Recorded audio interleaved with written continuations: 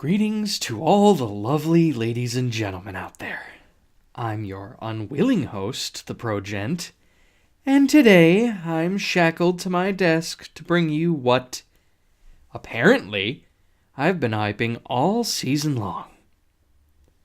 So, begrudgingly, I give you Aku no Hana.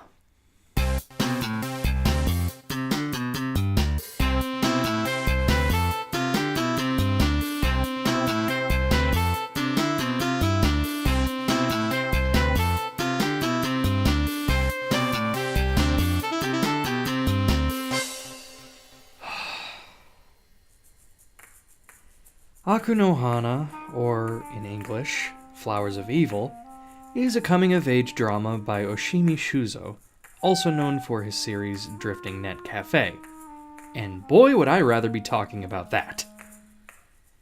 The name of the series is taken from French poetry series Les Fleurs du Mal by Charles Baudelaire, which the main character, a student of poetry, feels a connection to. The main cast is small, with only 3 central characters: sensitive artist, his love interest, and the literal worst person in the world. Aku no Hana follows the story of Kasuga Takao, a middle schooler who feels trapped in his hometown due to its seclusion in the mountains.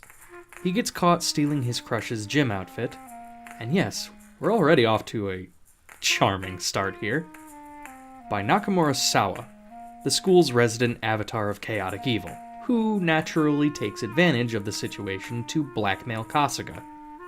Despite Nakamura tormenting him, Kasuga still manages to find himself actually dating his crush/panty thief target, Seiki Nanako, which you'd think would be good news for him.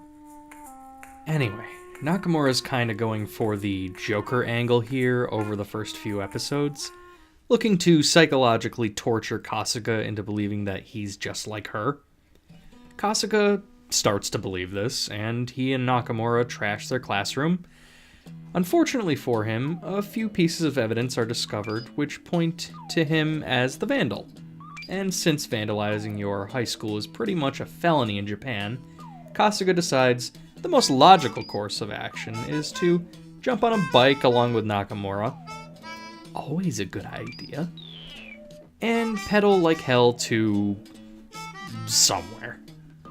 A time skip happens, further teen angst ensues, and Kasuga continues to dig himself deeper. Aku no Hana is classified as a horror anime by Crunchyroll, where I first discovered it in 2013. And I suppose that's based on the psychological trauma that Kasuga goes through. Between Nakamura's manipulation, his relationship with Seiki, and his feelings of being trapped in his small town, Kasuga is not in a good state of mind here. For me, though, the horror elements aren't particularly effective. One problem is that some of the creepy elements of the series feel a little ham-fisted. Notably, the repeated tendency to show a wide shot of a scene and just stare at it, while the soundtrack turns into a droning, buzzing noise. This kind of trick does work in some horror, but it really works more as an enhancer of scary things rather than being scary itself. The other main reason I don't particularly buy into Aku no Hana's horror elements, and in fact the main concern I have with the series as a whole, is this. These characters are not relatable at all. To work, psychological horror needs its audience to sympathize with, get into the head of the victim. Aku no Hana does not do a good job of making Kasuga likable, relatable, or understandable enough for this to really kick in. The first few episodes are building it up for him to be a sympathetic guy, but then he just sort of throws it all away when he vandalizes the school and starts to have romantic feelings for his tormentor Nakamura. In other series where someone's blackmailer/tormentor is taking advantage of them, They somehow throw in bits and pieces of likable traits to them to make you more alright with the main character deciding they want to be with them over the built-up love interest. But here, we aren't given any reason to like Nakamura whatsoever, and Kasuga's sudden romantic desires for her just come off as out of place. Also, can I just take a moment to mention how odd this soundtrack is? Most of the time it sounds like clown vomit. And not modern clowns, like weird-looking 1890s clowns. Bizarre music can add to the psychological horror theme they were attempting, but I mean, just listen.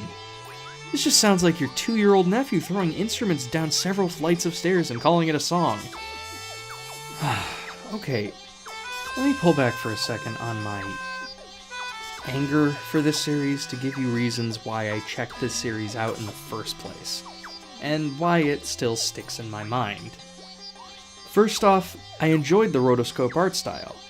I know a lot of people dislike rotoscope, but I find that it makes something much more memorable. While it's not used as much as it was back between the 50s and 80s, when it does get used, rotoscoping leads to a very distinctive look, and especially in a horror series. The vast difference in style between a rotoscope drawing versus your typical anime can create an unsettled feel.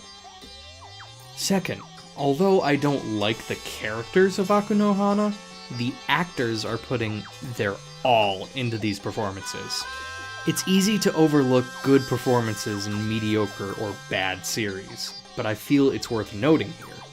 Despite not having the best material to work with, the acting in Aku no Hana is strong, particularly Shinichiro Ueda's performance as Kasuga. I believe him when he's shown as this tormented young poet who just wants to break out of the world that he's trapped in.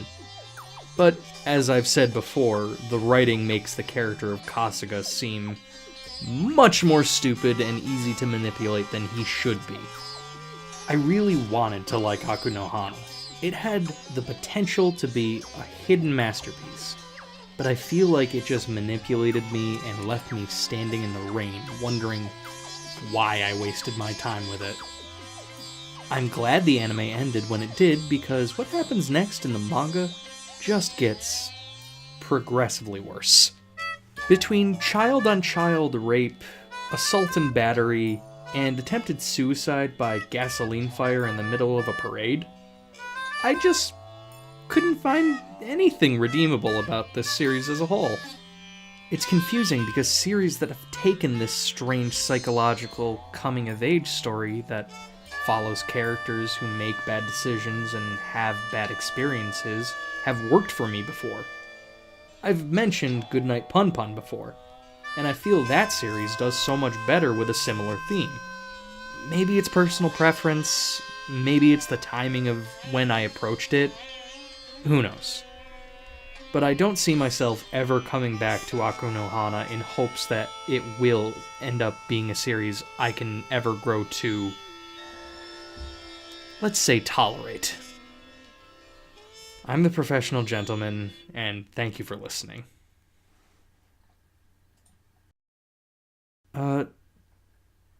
Did someone want to unchain me from this desk? Maybe? Please? Thanks for watching ProGent Season 1. I'll be taking some time off to get ready for Season 2, working on a few improvements to make the show even better. In the meantime, I'll try and get an Opera Glasses video to you as often as possible, and as always, feel free to leave a comment if you've got any suggestions for what I should review in Season 2. As always, I've been the Professional Gentleman, and thank you for everything.